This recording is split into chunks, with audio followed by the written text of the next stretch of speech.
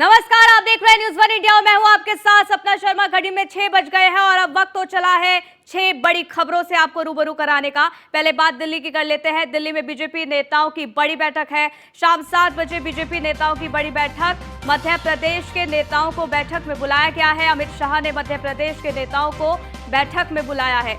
मध्य प्रदेश के सीएम शिवराज सिंह चौहान और बीडी शर्मा इसमें शामिल होंगे। तमाम तरीके की रणनीति इसमें बनाई जाएगी क्योंकि मध्य प्रदेश में चुनाव होने हैं और यही वजह है कि इस पर लगातार फोकस करने के मूड में बीजेपी है। दिल्ली में बीजेपी नेताओं की एक बड़ी बैठक है। मध्य प्रदेश के सीएम शिवराज सिंह चौहान, बीडी शर्मा इसमें शामिल होंगे। कराची से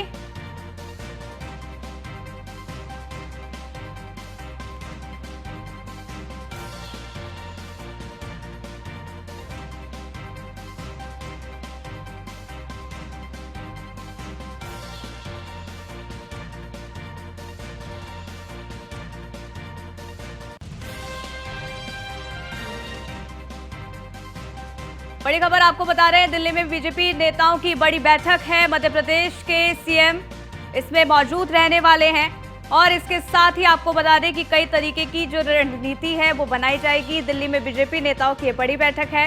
हालांकि इस बैठक को लेकर तमाम तरीके की तैयारियां पूरी कर ली गई हैं और आपको बता दें कि अपने आप में ये बैठक जो है वो बेहद खास है। मध्य प्रदेश के नेताओं को साफ तौर पर इस बैठक में बुलाया गया है, वो इसीलिए क्योंकि विधानसभा के चुनाव मध्य प्रदेश में होने हैं और यही वजह है कि अब आगे की रणनीति पर इसमें चर्चा की जाएगी, किस तरीके से आगे बढ़ा जाए और पूरी तरीके से प्लानिंग करती यहां पर बीजेपी नजर आने वाली है।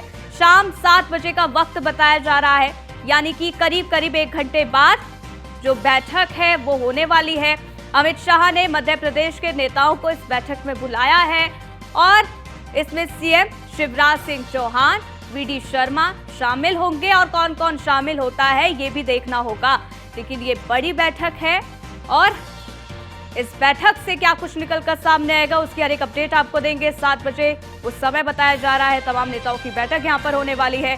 लोकसभा चुनाव को भी लेकर इसमें चर्चा की जाएगी, किस तरीके से आगे बढ़ा जाए, जनता तक पहुंचा जाए और वहीं आपको बता दें अब पूरी तरीके से मजबूत होने का काम यहां पर बीजेपी करती नजर आएगी।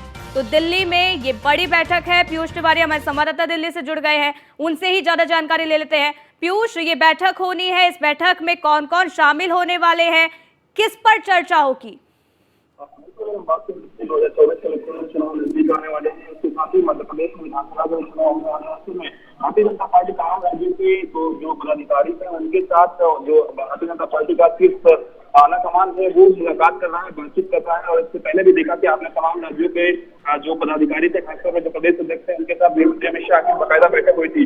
आज थोड़ी देर में ये बैठक शुरू होगी और निश्चित रूप से 2024 लोकसभा चुनाव के मद्देनजर काफी महत्वपूर्ण बैठक है। और मध्य प्रदेश बीजेपी के प्रदेश अध्यक्ष की बात करें, इसके साथ ही तमाम जो राष्ट्रीय महासचिव है वो भी इस बैठक में हिस्सा लेंगे। गृहमंत्री अमित शाह चूंकि इस बैठक में मौजूद रहेंगे तो निश्चित रूप से एक रणनीति बनाई जाएगी किस तरीके से भारतीय जनता पार्टी को मध्य प्रदेश में कहीं ना कहीं मजबूत किया जा सके और बूथ लेवल पर के जो कार्यकर्ता हैं उनको किस तरीके से ट्रेनिंग दी जा सकते है। इसके साथ ही तमाम विषयों को लेकर कहीं ना कहीं चर्चा होगी। मध्य प्रदेश से कौन कौन पहुंचने वाले हैं पीयूष?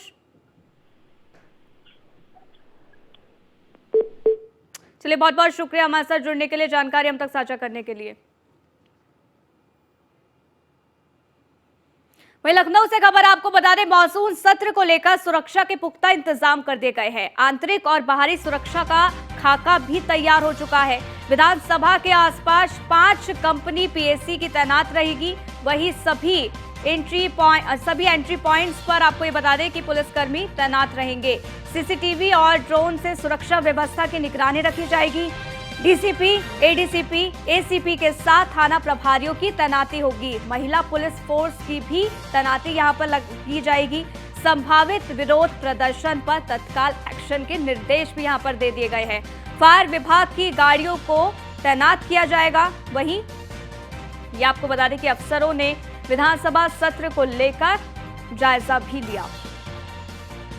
तो मॉनसून सत्र को लेकर अब सुरक्षा के पुख्ता इंतजाम कर दिए गए हैं। कहां पर कितनी फोर्स है, इसके साथ ही सीसीटीवी और ड्रोन से सुरक्षा व्यवस्था की निगरानी रखी जाएगी। डीसीपी, एडीसीपी, एसीपी के साथ थाना प्रभारियों की तैनाती होगी। महिला पुलिस फोर्स भी इस दौरान ड्यूटी पर होंगी। संभावित विरोध प्रदर्शन पर तत्काल एक्शन के निर्देश भी यहां पर दे दिए गए हैं। तो वहीं एक और बड़ी खबर ये रही कि हादसे का रविवार रहा है।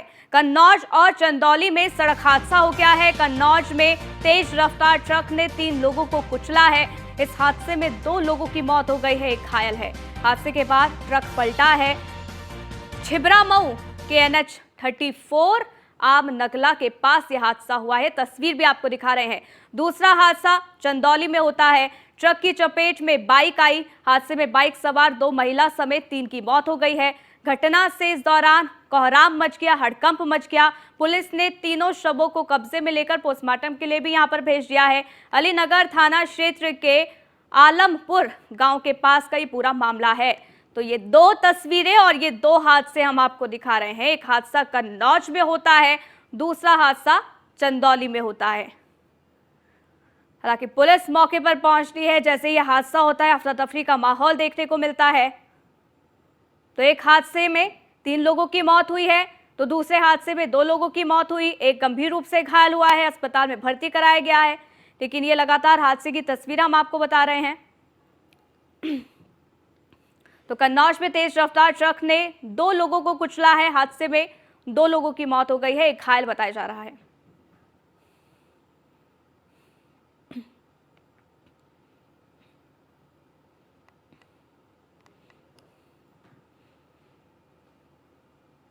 तो आज का दिन पूरे देश के लिए बेहद ही खास रहा, क्योंकि आज प्रधानमंत्री नरेंद्र मोदी ने देश को वह सौगात दी जो आने वाले कई दशकों तक देश की तरक्की में 4 चांद लगाती नजर आएगी। दरअसल आज देश के 508 रेलवे स्टेशनों का पुनर्विकास हुआ है। अब ये रेलवे स्टेशन आधुनिक के तहत देश की आम जनता को अपनी सुविधा प्रदान कर पाएंगी। इसमें दिल्ली NCR का गाजियाबाद रेलवे स्टेशन भी शामिल है। इस मौके पर गाजियाबाद के सांसद एवं केंद्रीय मंत्री जनरल VK सिंह भी गाजियाबाद के रेलवे स्टेशन पर मौजूद रहे और दिल्ली NCR की जनता को इस सौगात को देने के साक्षी बने। रेलवे स्टेशनों का पुनर्विकास, पुनरुद्धार, उनको पुनः एक नए आधुनिक तरीके से बनाने का शिलान्यास किया गया है अमृत रेलवे स्टेशन के नाम से। ये अमृत काल चल रहा है, जो जब तक हम 100 साल अपने पूरे करेंगे आजादी के, ये अमृत काल। और इसके अंदर प्रधानमंत्री जी की धारणा है कि ये अमृत काल के अंदर भारत एक विकसित राष्ट्र। ये 508 जो रेलवे स्टेशन अमृत रेलवे स्टेशन है, ये उसी दिशा के अंदर लिया गया एक। बाकी और भी होंगे, तकरीबन 1600 के करीब रेलवे स्टेशन है। ये पहली 508 की एक कड़ी है, हर प्रदेश के अंदर विकसित किए जा रहे हैं। इसके अंदर हर रेलवे स्टेशन आधुनिक बनेगा, आधुनिक तरीके से उसमें आधुनिक सुविधाएं होंगी, चढ़ने उतरने की, आने जाने की, पार्किंग की, खाने पीने की, आपके वाईफाई और बाकी चीजों की। एक तरह से आपको ऐसे लगेगा जब आप एयरपोर्ट के ऊपर।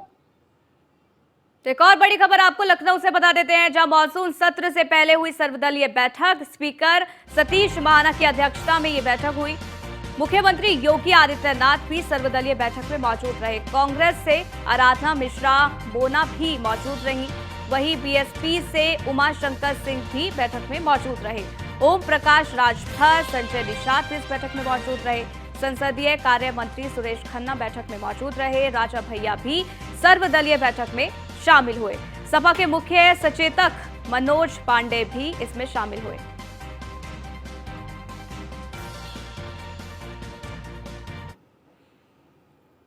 मॉनसून सत्र से पहले हुई सर्वदलीय बैठक में सुबह सपा अध्यक्ष OP राजभर ने क्या कुछ कहा है, सुनिए। सर्वदलीय बैठक होती है तो सभी दल के जो प्रतिनिधि होते हैं उनको छूट होती है कि आप किन मुद्दों को बहस करना चाहते हो, अपनी बात रखो। तो ये बात उनकी जो पार्टी के विधायक हैं वो अपना मुख्यमंत्री के सामने रखना चाहिए कि हमारी पार्टी महंगाई के मुद्दे पर, बेरोजगारी के मुद्दे पर ये हमारे मुद्दे हैं, इस पे हम सदन में चर्चा करें। लेकिन अब ओपी राजभर ने क्या कुछ कहा वो आपने सुना। अब मानसून सत्र से पहले हुई सर्वदलीय बैठक में कैबिनेट मंत्री संजय निषाद ने क्या कुछ कहा है वो आपको सुनवाते हैं। आज एक नया परंपरा है कि सभी सदस्यों को, महिलाओं को, युवाओं को बोलने का जो अवसर दिया है उसके लिए उन्हें धन्यवाद दिया गया। आगामी जो सत्र हमारा है जो कल से चलेगा उसमें जो किसानों के जो सूखा और बाढ़ से प्रभाव है उस पर चर्चा जरूर होगी कि किस तरीके से इससे हम उनकी मदद कर सकते। और सभी दलों ने सहमति दर्ज की कि विधानसभा से आगे चलना चाहिए और विधानसभा में जो आज रैली का उद्घाटन होगा उसमें जो बाहर के बच्चे हैं या यूनिवर्सिटी पढ़ने वाले उनको भी अवसर भी विधानसभा में कराना और सभी दलों ने सहमति दर्ज की। वहीं सर्वदलीय बैठक में डिप्टी सीएम केशव प्रसाद मौर्य ने भी क्या कुछ कहा है वो भी सुनिए।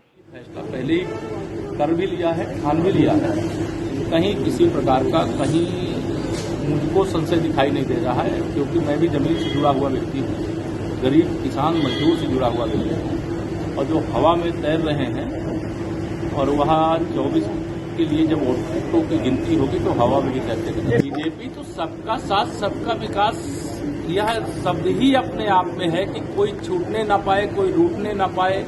या वहीं कल से यूपी विधानसभा का मानसून सत्र शुरू हो रहा है, जिसको लेकर आज विधानसभा अध्यक्ष सतीश महाना की अध्यक्षता में सर्वदलीय बैठक हुई, जिसको लेकर कांग्रेस प्रवक्ता अंशु अवस्थी ने कहा है कि भाजपा की उत्तर प्रदेश की आदित्यनाथ सरकार में दलितों पर अत्याचार बढ़ रहा है। विधानसभा में युवाओं की बेरोजगारी पर बात होनी चाहिए। विधानसभा सत्र में जनता के मुद्दों पर बात हो, युवाओं की बेरोजगारी पर बात हो, महंगाई पर बात हो, प्रदेश में जो दलितों पर अत्याचार हो रहा है, ब्राह्मणों को निशाना बनाकर मारा जा रहा है, उन विषयों पर चर्चा हो। सरकार लोकतांत्रिक जो प्रक्रिया है उस मर्यादा का पालन करे, लेकिन बहुत कम उम्मीद है, क्योंकि आज वो लोग सत्ता में हैं जो दिन रात लोकतंत्र को कमजोर करना चाहते हैं, लोगों को आवाज उठाने पर उनको जेल भेजते हैं। तो ऐसे लोगों से उम्मीदें कम हैं। विधानसभा सत्र में जनता के मुद्दों। विधानमंडल दल की बैठक में शामिल होने के लिए कौशाम्बी से चायल की विधायक पूजा पाल पार्टी कार्यालय पहुंची। बीजेपी ज्वाइन करने के सवाल पर पूजा पाल बोली कि वह समाजवादी पार्टी में हैं और सपा में ही रहेंगी। तो ब्रेक के बाद आपका स्वागत है। आगे बढ़ते हैं। यूपी विधानसभा सत्र को लेकर बीएसपी सुप्रीमो मायावती ने ट्वीट कर लिखा है कि यूपी विधानसभा के कल से शुरू हो रहे सत्र में सरकार आम जनहित के जरूरी मुद्दे जैसे बढ़ती महंगाई, गरीबी, बेरोजगारी तथा सड़क, बिजली, पानी, शांति व्यवस्था और सुरक्षा आदि की बदहाल स्थिति के बारे में विशेष जिम्मेदारी का परिचय दे, क्योंकि इनको लेकर लोगों का जीवन त्रस्त और अस्त व्यस्त, साथ ही यूपी की सरकार द्वारा जनहित, जन कल्याण और विकास के मामलों में इनके धारा प्रवाह वादों एवं दावों के प्रति सदन में उत्तरदायित्व बनाने तथा इन्हें इधर उधर के बजाय तथ्यात्मक बातें ही सदन में रखने को मजबूर करने के लिए विपक्ष द्वारा नियमों के तहत इनको बाध्य करना ज्यादा जरूरी है।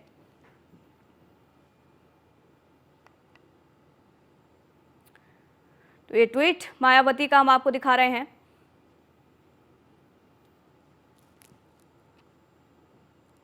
वहीं लखनऊ से बड़ी खबर आपको बता दें, थोड़ी ही देर में विधानमंडल दल की बैठक होगी। सीएम योगी आदित्यनाथ की अध्यक्षता में ये बैठक होगी।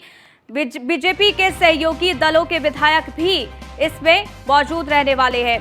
लोक भवन में ये बैठक होगी। इसके साथ ही आपको बता दें कि सुबह सपा नेता राजभर भी इस बार हो रहे हैं इस बैठक में शामिल। विधानमंडल के लिए विधायकों का लोक भवन आना शुरू भी हो गया है। कल से शुरू हो रहे मानसून सत्र को लेकर बीजेपी की ये अहम बैठक है। तो यहाँ पर क्योंकि कल से मानसून सत्र की शुरुआत हो जाएगी और ऐसे में विपक्ष अपनी अलग रणनीति बना रहा है कि किस तरीके से बीजेपी को घेरे। इससे पहले हमने आपको वो ट्वीट भी दिखाया था मायावती का, जिसमें साफ तौर पर यह कहा था कि किन किन मुद्दों पर बात होने वाली है। साफ तौर पर हंगामे के आसार हैं।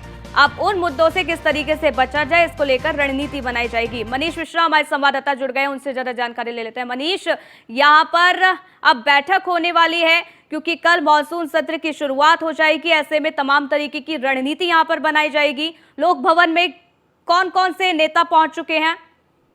देखिए, आपको बता दूं कि कल से शुरू होने वाले मॉनसून सत्र को लेकर विपक्ष जिस तरीके से हमलावर हो सकता है, उसकी रणनीति बनाने के लिए भारतीय जनता पार्टी ने अपने विधान मंडल दल की बैठक बुलाई है, जिसमें उनके तमाम सहयोगी दल भी उनके साथ शामिल होंगे। जिसमें निषाद पार्टी के संजय निषाद आएंगे, अपना दल से आशीष पटेल आएंगे, साथ ही साथ इस बार सुभाषपा के जो राजभर हैं वो भी आपको इस विधानमंडल बैठक की में दिखाई देंगे। निश्चित तौर पर जिस तरीके से मॉनसून सत्र होने जा रहा है, हर बार की तरह एक बार फिर से विपक्ष कहीं ना कहीं सत्ता पक्ष को घेरने का काम करेगी, चाहे वो महंगाई की मार हो, चाहे वो कानून व्यवस्था की बात हो। इस सबको लेकर कहीं ना कहीं हमलावर होती हुई नजर आएगी। इस तरीके में कैसे अपने विधायकों को रहना है, किस तरीके से उनको तैयारी करनी है, किस तरीके से जबरदस्ती का जो उनके जो सवाल रहेंगे उन पर कैसे जवाब देना है, और पूरी तैयारी के साथ आना है। साथ ही साथ जो मंत्री हैं उनको अपने विभाग की पूरी तैयारी के साथ आना होगा। इस तरह की भी यहाँ पे दिशा निर्देश दिए जा सकते हैं। तो निश्चित तौर से आपको बता दें कि कल से होने वाले मॉनसून सत्र के लिए आज सुबह समाजवादी पार्टी ने अपने सभी विधायकों के साथ बैठक की थी, और अब भारतीय जनता पार्टी अपने सभी विधायकों के साथ बैठक करने जा रही है। माना जा रहा है कि इसके बाद कल से शुरू होने मॉनसून सत्र के लिए पूरी तैयारी कर ली जाएगी। चाहे विधानसभा सर्वदलीय बैठक भी हुई थी। अब बीजेपी अपने जो अपने विधायक हैं उनको कहीं ना कहीं एक कह सकते हैं कि एक मंत्र देती नजर आएगी कि कल की जो जवाब रहेंगे कि जिस हमलावर होगी विपक्ष, उसको कैसे झेलना है, कैसे उसकी तैयारी करनी है, उसकी रणनीति पे चर्चा की जाएगी। जी बिल्कुल मनीष, और ये इसलिए भी बेहद जरूरी है क्योंकि यहाँ पर विपक्ष भी पूरी तरीके से तैयारी कर चुका है कि किस तरीके से बीजेपी को घेरा जाए। तमाम ऐसे मुद्दे, महंगाई को लेकर, बेरोजगारी के मुद्दे उठाए जा सकते हैं। पूरे आसार हैं हंगामे के। बहुत बहुत शुक्रिया हमारे साथ जुड़ने के लिए, तमाम जानकारी हम तक साझा करने के लिए। आगे बढ़ते हैं। अमृत भारत रेलवे स्टेशन योजना के तहत रायबरेली स्टेशन के पुनर्निर्माण का प्रधानमंत्री नरेंद्र मोदी ने वर्चुअली उद्घाटन किया है। रेलवे स्टेशन पर राज्य मंत्री दिनेश प्रताप सिंह सहित कई नेता रेलवे स्टेशन पर मौजूद रहे। बताया ये जा रहा है कि 40 करोड़ 70 लाख की लागत से स्टेशन का कायाकल्प होगा। वहीं राज्य मंत्री दिनेश प्रताप सिंह ने स्टेशनों के पुनर्निर्माण को बेहतर सुविधाएं देने के लिए प्रधानमंत्री और रेल मंत्री को धन्यवाद दिया है। इसके साथ ही उन्होंने कहा है कि विकास के आधार पर 2024 के लोकसभा चुनाव में भी कमल खिलेगा।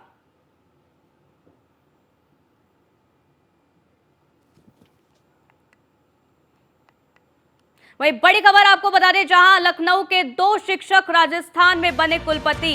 सुनीता मिश्रा को मोहनलाल खुकड़िया, इसके साथ ही विश्वविद्यालय उदयपुर का कुलपति बनाया गया है। मनोज दीक्षित को महाराजा गंगा सिंह विश्वविद्यालय बीकानेर का कुलपति नियुक्त किया गया है।